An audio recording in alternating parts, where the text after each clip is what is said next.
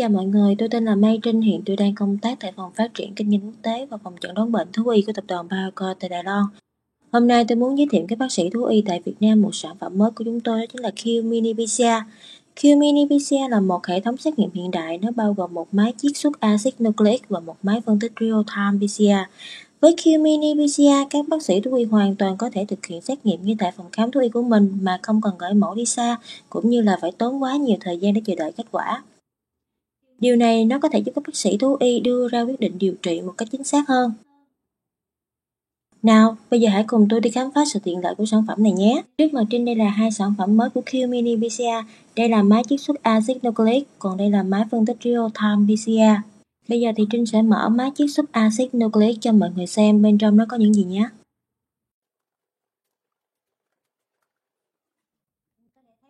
Mọi người có thể thấy bên trong nó bao gồm một giấy chứng nhận sản phẩm,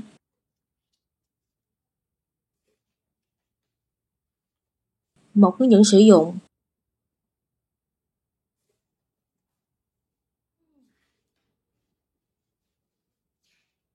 một giấy bảo hành sản phẩm,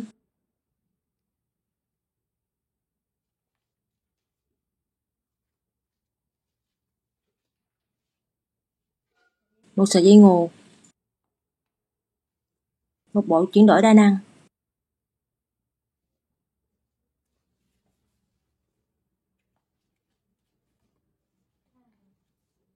một hộp giá đỡ thức của PCR,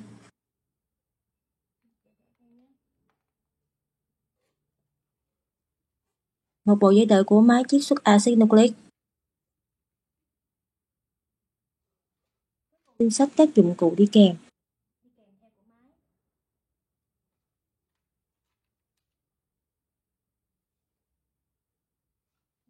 Bây giờ mình sẽ lấy máy chiết xuất axit nucleic ra nhé.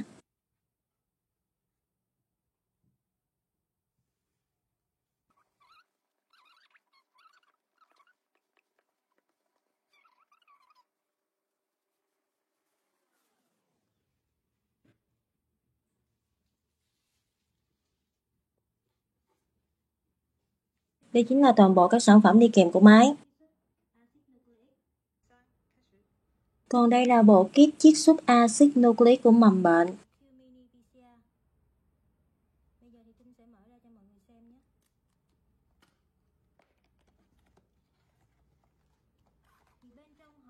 Bên trong hộp kit chiết xuất axit nucleic bao gồm 16 nắp từ tính, 16 nhãn dán dành cho việc dán hộp kit chiết xuất axit nucleic sau khi đã sử dụng, một hướng dẫn sử dụng,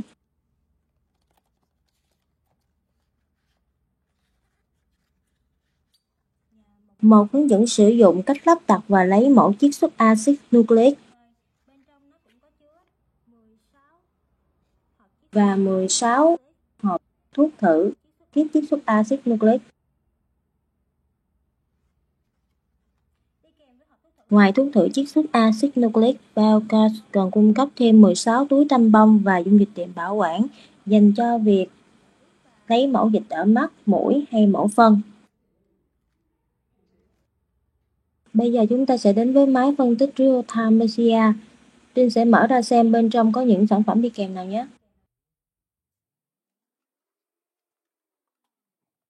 Như mọi người có thể thấy, đi kèm với máy phân tích real-time PCR sẽ bao gồm các dụng cụ như sau.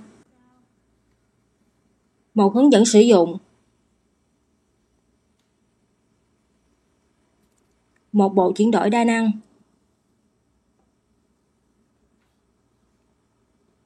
một pipette 1000 microlít, một pipette 200 microlít, một giấy chứng nhận sản phẩm,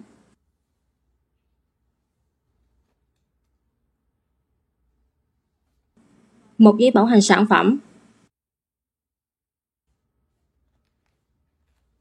một USB dùng cho việc cài đặt chương trình xuất báo cáo kết quả,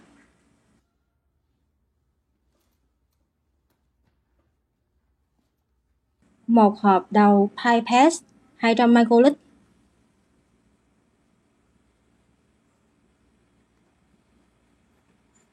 một hộp đầu pipette 1000 microlít và một danh sách các dụng cụ đi kèm.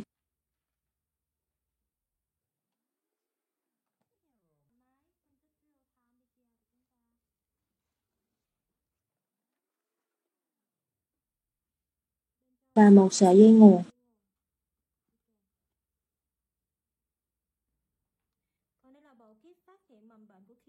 Đây là hộp kit phát hiện axit nucleic của mầm bệnh.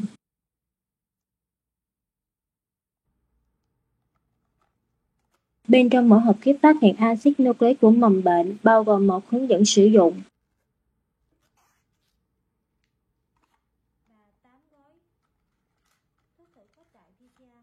và 8 gói thuốc thử khuếch đại của phản ứng PCR đã được đông khô.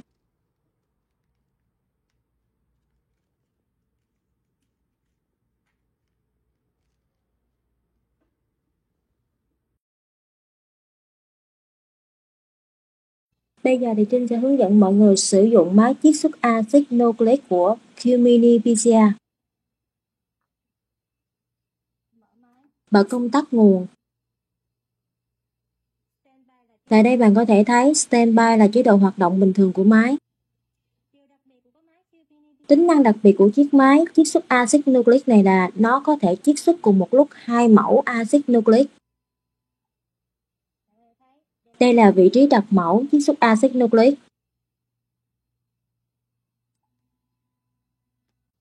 Hôm nay Trinh có 2 mẫu thử, đó là mẫu máu của chó. Trinh sẽ tiến hành kiểm tra bệnh Kare. Mẫu máu của mèo, Trinh sẽ tiến hành kiểm tra bệnh suy giảm miễn dịch ở mèo. Nào bây giờ chúng ta cùng thực hiện. Trước tiên chúng ta cần lấy bộ giá đỡ chiết xuất của axit nucleic ra ngoài và nắp từ tính.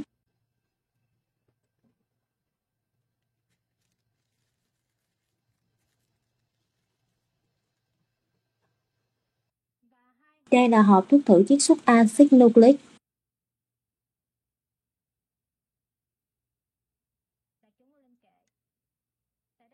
Tại đây bạn có thể thấy vị trí ống số 1 là nơi chúng ta sẽ đặt nắp từ tính, vị trí số 2 là nơi đặt mẫu bệnh phẩm cần chiết xuất và ống EB là nơi chứa dung dịch axit nucleic đã được chiết xuất của mầm bệnh.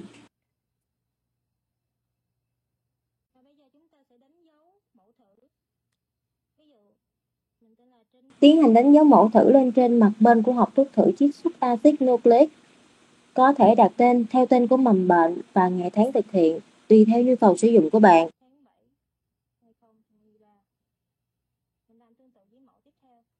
Tiếp tục đánh dấu đối với mẫu còn lại.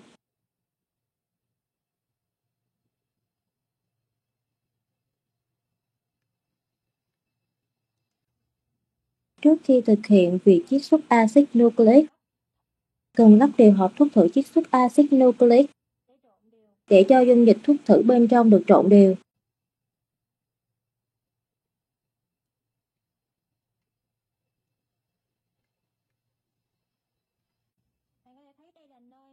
Tiến hành mở nhãn niêm phong của hộp thuốc thử chiết xuất axit nucleic. Thực hiện một cách cẩn thận để dung dịch bên trong không bị đổ ra ngoài.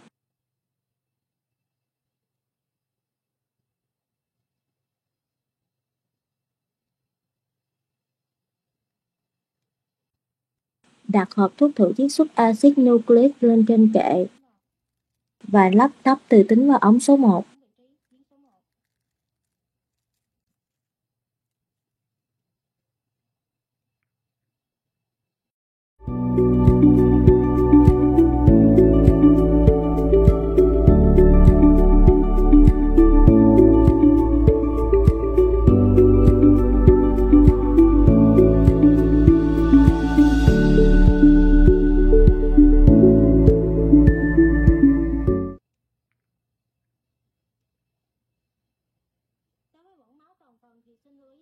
Đây là mẫu máu toàn phần mà Trinh đã chuẩn bị từ trước đó. Nó được bảo quản trong ống chống đông máu EDTA. Sử dụng pipette 1000 microlít đã được cung cấp sẵn. Điều chỉnh xuống còn 200 microlít.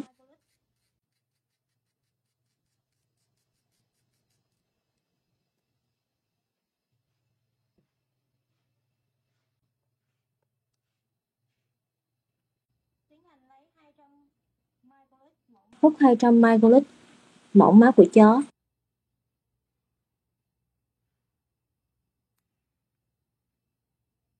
Cho vào dung dịch tiệm bảo quản đã được cung cấp sẵn.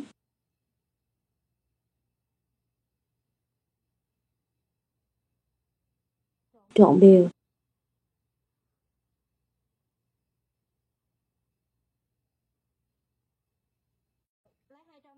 Sau đó tiếp tục hút 200 microlit dung dịch mà chúng ta vừa trộn đều.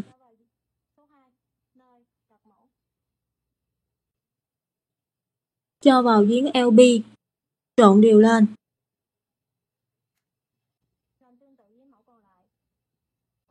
Tiến hành tương tự đối với mẫu máu của mèo.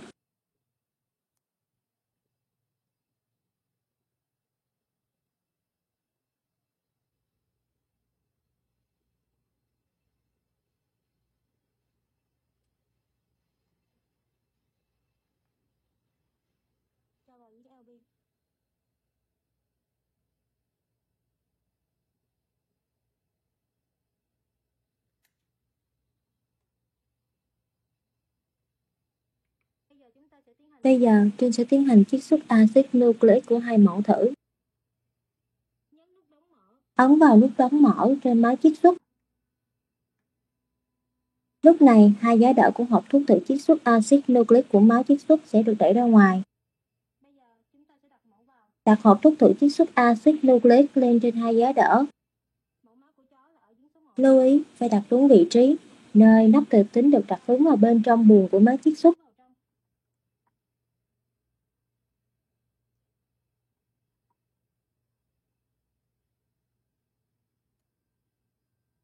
Khi hộp thuốc thử chiết xuất axit nucleic đã được đặt đúng vị trí, thì đèn hiển thị tại vị trí CH1 và CH2 sẽ có màu đỏ. Nhấn vào nút đóng mở trên máy chiết xuất axit nucleic để đóng máy chiết xuất axit nucleic lại. Sau 8 phút chiết xuất, máy sẽ tự động phát ra âm thanh thông báo quá trình chiết xuất axit nucleic của mẫu đã được hoàn thành. Nhấn vào nút đóng mở bên trên của máy chiết xuất axit nucleic. Lấy hộp thuốc thử chiết xuất axit nucleic ra bên ngoài và đặt chúng lên trên giá đỡ. Tiến hành kiểm tra xem có còn sót lại vật gì bên trong buồng của máy chiết xuất hay không. Nếu không có, tiến hành đóng máy chiết xuất axit nucleic lại. Máy chiết xuất axit nucleic của Q-mini cung cấp chế độ khử trùng buồng chiết xuất sau khi đã tiến hành chiết xuất mẫu. Để bật đèn UV, nhấn vào nút thứ 3 bên trên của máy chiết xuất. Lúc này, tại vị trí đèn UV sẽ hiển thị màu đỏ. Sau 15 phút, đèn UV sẽ tự động tắt và có thể tiến hành chiết xuất các mẫu tiếp theo.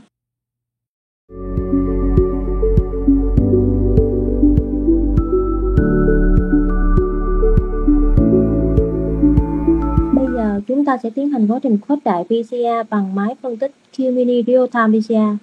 Ấn vào công tắc nguồn để mở máy phân tích. Sau khi mẫu đã được chiết xuất axit nucleic, chúng ta sẽ tiến hành loại bỏ nắp từ tính.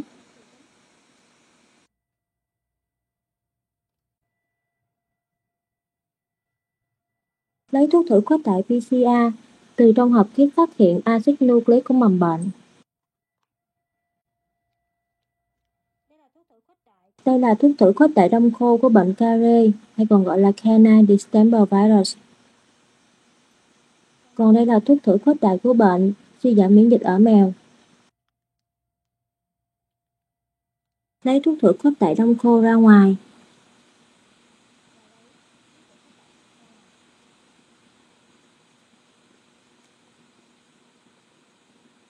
Và đặt chúng lên trên giá đỡ PCR.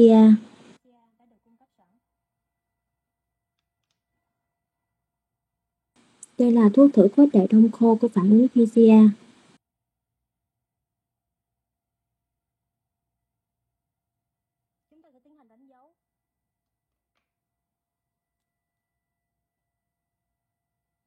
Tiến hành đánh dấu ký hiệu của mẫu thử.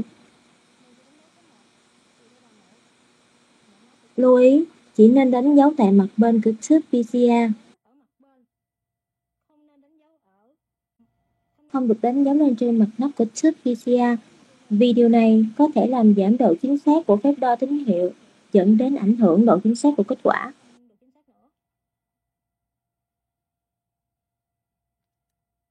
Tiến hành tương tự như vậy đối với mẫu máu của mèo.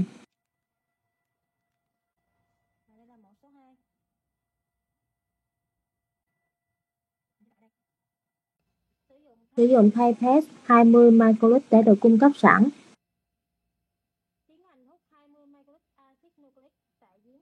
Tiến hành hút 20 microliter axit nucleic đã được chiết xuất tại giếng EB.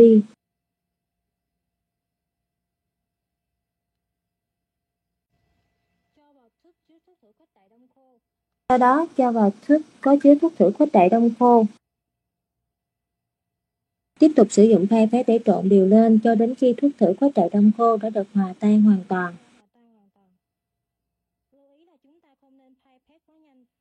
Lưu ý không nên thao tác quá nhanh vì điều đó sẽ dẫn đến hỗn hợp phản ứng dính trên thành và có bọt khí, ảnh hưởng đến kết quả của phản ứng.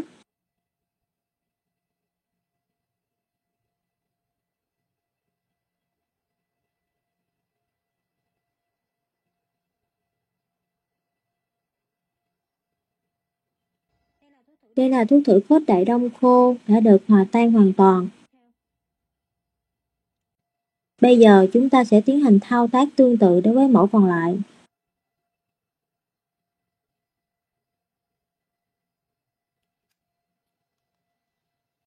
Đây là giao diện màn hình chính của máy phân tích Q-mini Real-Time PCR.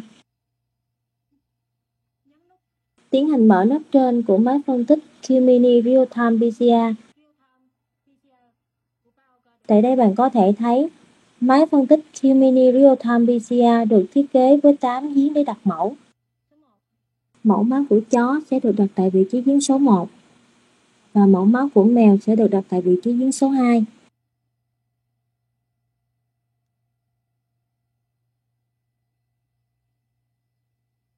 Ghi nhớ vị trí và tiến hành đóng nắp lại. Trở lại màn hình chính của máy phân tích PCR. Chọn đúng vị trí giếng vừa đặt mẫu. Tiến hành cài đặt chương trình cho phản ứng PCR. Cài đặt ID. Ví dụ mình tên là Trinh. Và đây là mẫu số 1. Đối với mẫu bệnh Care, vào danh mục chó để tiến hành chọn chương trình cần kiểm tra. Bạn có thể thấy Canine Distemper Virus, đó chính là tên của bệnh Care. Ấn vào lưu. Nhấn vào vị trí giếng số 2 để chọn chương trình cho phản ứng PCR của bệnh suy giảm miễn dịch ở mèo. Vào danh mục mèo để chọn bệnh suy giảm miễn dịch ở mèo. Chọn vào mục Feline Immunodeficiency Virus. Sau đó nhấn lưu. Sau khi cài đặt chương trình khuếch đại PCR, lúc này màn hình chính sẽ hiển thị vị trí của hai giếng mà chúng ta vừa đặt mẫu thử vào. Nhấn vào nút Run trên màn hình để tiến hành quá trình khuếch đại PCR.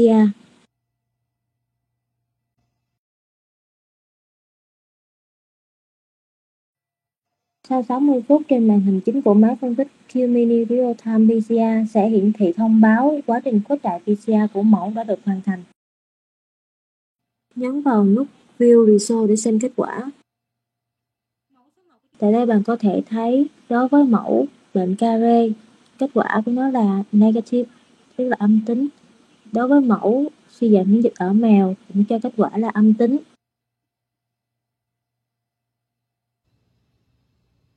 Như các bạn cũng đã thấy, với Q-mini PCR, việc xét nghiệm sẽ trở nên dễ dàng hơn.